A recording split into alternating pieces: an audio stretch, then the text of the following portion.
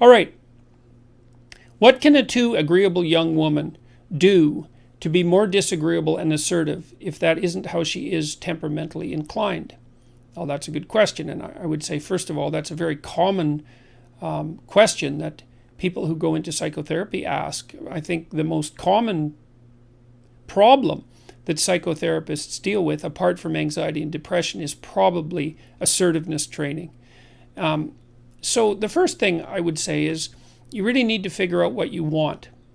And I would recommend doing the self-authoring program, the future authoring program in particular, because if you want to stand up for yourself, you have to have your goals and your vision well laid out and well defined, and then you have to have a strategy that is matched to those goals, so that you know what you want, so that you know when you're not getting it.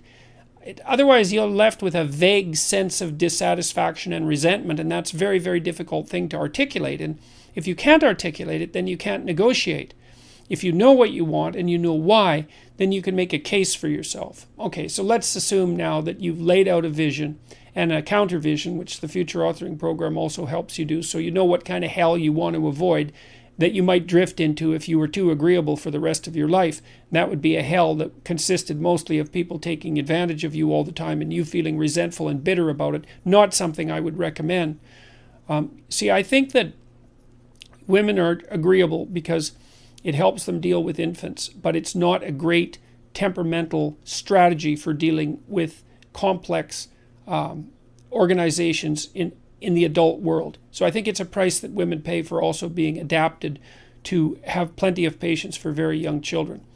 And then you have to overcome that to some degree to put yourself forward properly in more complex hierarchies of accomplishment.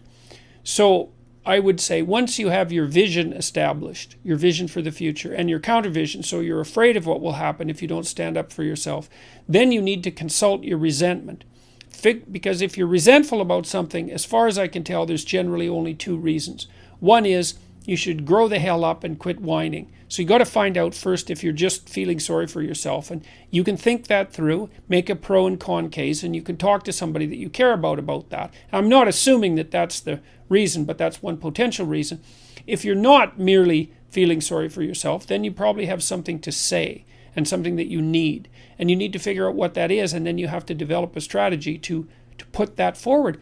I've seen lots of people in my personal life and in my private practice not get what they want because, well, A, they don't specify it, and B, they don't ask for it. And if you're negotiating, say, for a raise or for a promotion and so forth, you have to put yourself forward. You need to tell the person you're working for why you should be treated with more consideration or respect, or have more resources devoted to you, or more authority shifted to you. And you have to make a case for that, a compelling case, so that they have a reason to attend to you. And they're not going to notice, because most managerial types are so overloaded with work that they never notice when anything's going right. They just notice the things that are going wrong. So you need to make a plan. You have to have a strategy that goes along with that plan. You have to have articulated arguments for why a certain form of treatment is appropriate to you. And then you have to have the courage to put that forward. And I guess you have to remember that you owe yourself as much as you owe other people. You have to take care of yourself like you take care of other people. And that's a moral duty. And if you practice that, you can do it. And a lot of that's also associated with telling the truth. You don't have a better friend than the truth, even though it can be very harsh in the short term.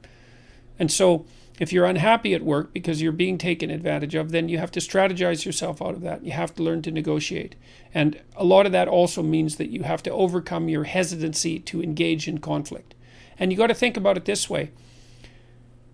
Negotiation and conflict are somewhat indistinguishable.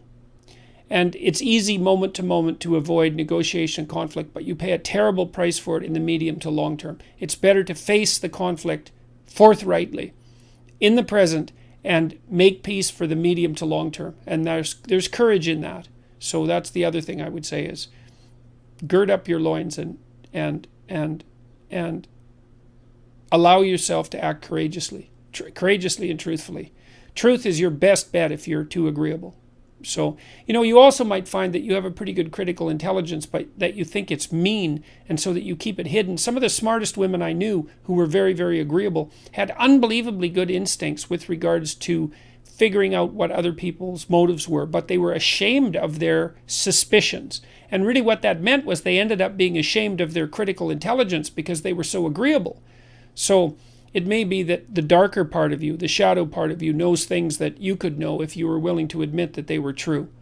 And so you have to give some credence to your darker element, I would say.